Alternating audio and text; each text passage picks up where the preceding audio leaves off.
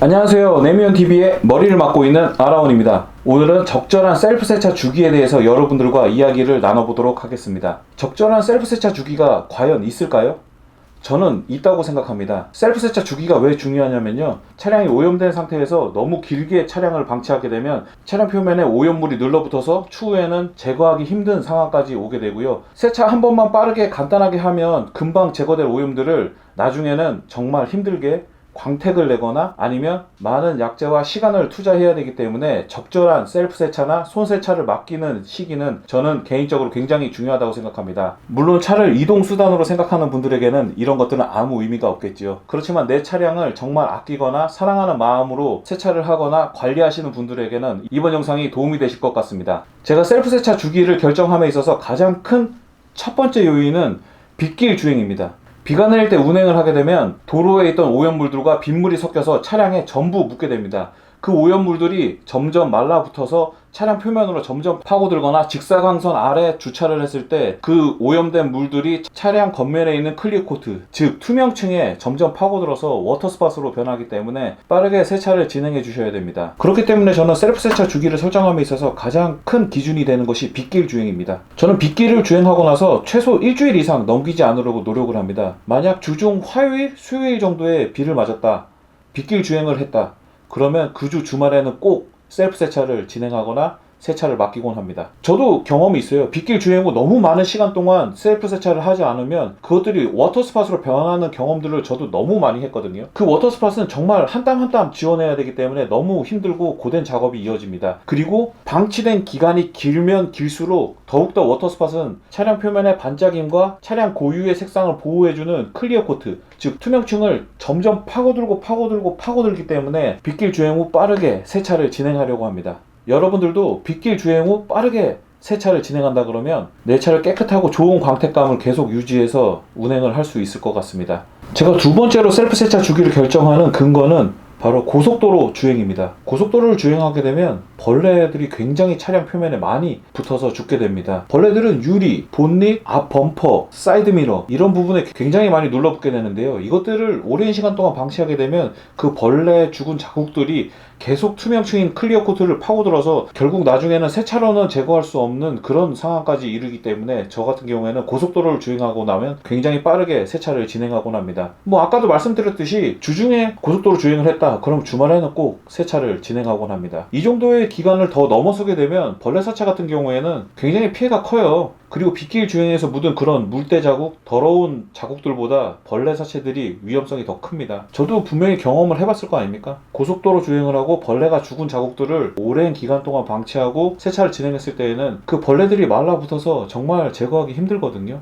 어차피 세차를 해야 될 거 편하게 하기 위해서는 되도록 고속도로 주행 후에는 빠르게 세차를 진행하는 편이 좋습니다. 그리고 고속도로를 주행하게 되면 휠, 타이어 그런 부분도 굉장히 오염이 심하게 됩니다. 그렇기 때문에 그런 것들을 계속 누적해서 쌓아놓게 되면 한 번에 세차로 제거하기에는 너무 피곤하고 오랜 시간이 걸리기 때문에 되도록이면 빠르게 이런 주기들을 개인적으로 설정해서 진행하는 것이 세차를 편하고 쉽게 할 수 있는 방법입니다. 제가 셀프 세차 주기를 결정하는 기준 두 가지를 말씀드렸습니다. 첫 번째는 빗길 주행 후, 두 번째는 고속도로 주행 후, 두 가지를 말씀드렸는데요. 그렇다면 빗길 주행도 하지 않았고 고속도로를 달리지도 않았다, 그럼 도대체 언제 세차를 진행해야 되나요? 분명히 그런 질문을 하시는 분들이 있을 거예요. 자, 이렇게 한번 생각을 해볼게요. 저희가 도로를 주행함에 있어서 눈에는 보이지 않는 수많은 유증기들이 있습니다. 차량 배기가스로 나오는 그런 유증기들이 차량 표면에 묻어있는 먼지들과 혼합해서 차량에는 계속 때가 쌓이고 있는 상황입니다. 이런 때들을 너무 오래 방치해서는 안 되겠죠. 그래서 저 같은 경우에는 빗길 주행이나 고속도로 주행이 없었다 하더라도 약 3주 정도 지난 후에는 세차를 진행하곤 합니다. 그냥 간단하게 생각해보면 이럴 것 같아요. 3주 정도 지나면 차량이 분명히 먼지도 많이 쌓였을 것이고 오염도 됐을 거예요. 그렇기 때문에 그 정도 타이밍이 괜찮은 것 같아요. 그리고 제가 생각하는 빠르게 세차를 진행해야 되는 상황들이 있는데요, 바닷가를 다녀오거나 염화칼슘이 뿌려진 도로를 달렸을 때는 굉장히 빠르게 세차를 진행해야 됩니다. 바닷가에는 분명히 염분기가 많을 거예요. 그 염분기들은 차량을 보호하기 위해 발라놓은 유리막 코팅이나 왁스층을 파괴하는 강한 원인입니다. 그렇기 때문에 바닷가를 갔다 온 경우에는 빠르게 세차를 진행하는 편이 유리합니다. 저 같은 경우에는 이런 경험이 있었어요. 겨울철에 염화칼슘 뿌리는 차 뒤에를 기사를 따라간 적이 있었거든요. 어쩔 수 없이 따라가게 되었죠. 고속도로에서 뭐 이렇게 달리고 있는 상황인데 어쩔 수 없이 뭐 따라가고 싶어서 따라갔겠어요. 근데 그런 상황이 있었는데 목적지에 도착해서 본닛을 열어봤더니 차량 하부에도 분명히 염화칼슘이 묻었겠지만 본닛 위까지 다 염화칼슘이 튀어서 허연 자국들이 묻어있는 것들을 확인했어요. 염화칼슘은 정말 소금 덩어리 아닙니까? 그 소금 덩어리들이 새와 만나게 되면 부식이 일어나게 됩니다.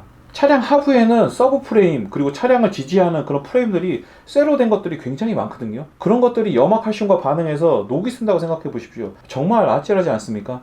그렇기 때문에 겨울철에 염화칼슘이 뿌려진 도로를 주행하고 나면 빠르게 세차를 진행하는 것이 좋고요. 세차를 진행하지 못하는 상황이라 그러면 셀프 세차장에 가서 하부 세척이라도 하는 것을 권장드립니다. 그리고 마지막으로 얼마 전에 제가 유튜브에서 이런 영상을 본 적이 있어요. 셀프 세차는 차량 표면을 문지르는 행위이기 때문에 차량 표면을 문지르는 것은 기스나 수월 마크를 유발할 수밖에 없다. 그렇기 때문에 고압수만을 뿌려서 차량 표면을 기스 없이 관리한다. 이런 내용들을 제가 접한 적이 있는데요. 이런 방법들은 개인적으로는 추천드리고 싶지 않습니다. 예를 들어서 설명해 볼게요. 여러분들이 자주 사용하는 텀블러 있지 않습니까? 텀블러를 그냥 물로만 헹궈서 계속 사용한다고 해보십시오. 텀블러를 물로만 헹궈서 사용한다 그러면 분명히 미끈거리고 끈적거릴 겁니다. 그렇기 때문에 저희가 주방 세제를 사용해서 표면들을 닦는 것이고요. 차량 표면도 마찬가지예요. 제가 영상 처음에 설명드렸듯이 유증기들이 계속 떠서 돌아다니기 때문에 차량 표면은 오염이 안 될 수가 없습니다. 차량 표면은 오염이 계속 되고 있습니다. 그리고 먼지도 쌓일 것이고요. 그런 것들을 물로만 헹궈진다? 저는 물로만 헹궈질 수 없다고 생각하거든요. 차량 표면에 오염물이 쌓인 것들을 분리해서 닦아내기 위해서 카샴푸란 것을 사용하고 워시 미트를 사용하는 것입니다. 고압수만으로는 그 오염물들을 분리해내기는 쉽지 않습니다. 고압수로 차량을 헹구고 세차를 마무리한다고 했을 때 차량 틈새는 분명히 물들이 많이 쌓여 있을 거거든요. 그럼 주행하다 보면 계속 물이 흘러나오고 그 물들이 주차를 했을 때 결국은 말라붙고 그 말라붙은 물들이 워터스팟으로 변하기 마련입니다. 틈새에 있던 물들은 오염물들과 함께 흘러나오기 때문에 오염된 물들이 차량 표면에 말라붙는다? 그것은 바로 워터스팟으로 이어지기 때문에 그렇기 때문에 고압수로만 세차를 끝낸다? 정말 추천드리지 않는 방법입니다. 특히 검정색이나 유색 차량을 타시는 분들에게 있어서 이런 방법은 정말 최악의 방법입니다. 워터스팟은 그렇게 쉽게 제거할 수 없거든요.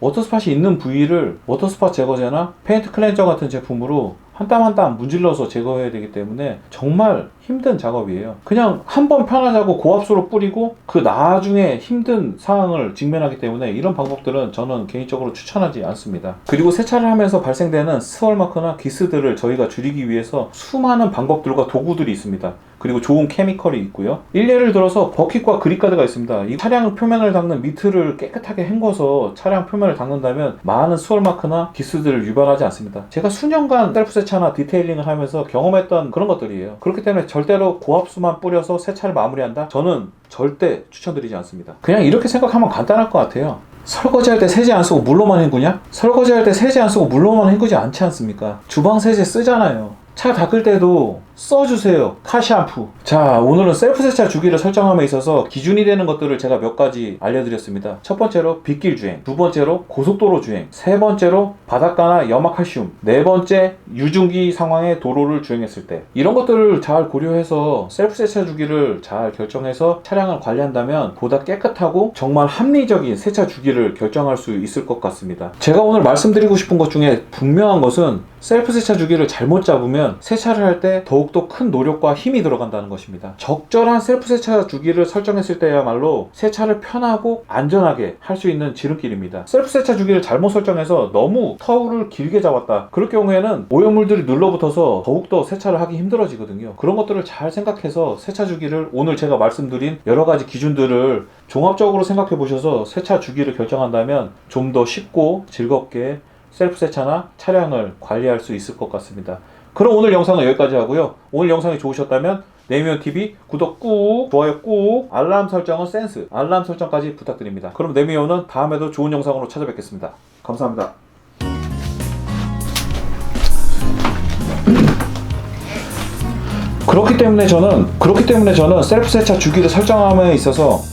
그렇기 때문에 저는 셀프 세차 주기를 설정함에 있어서 가장 큰 기준이 되는 것이 빗길 주행입니다. 투명층을 점점 파고들기 때문에 저는 빗길 주행 후 되도록 빠르게 셀프 세차나 빗길 주행 후 빠르게 세차를 진행하려고 합니다.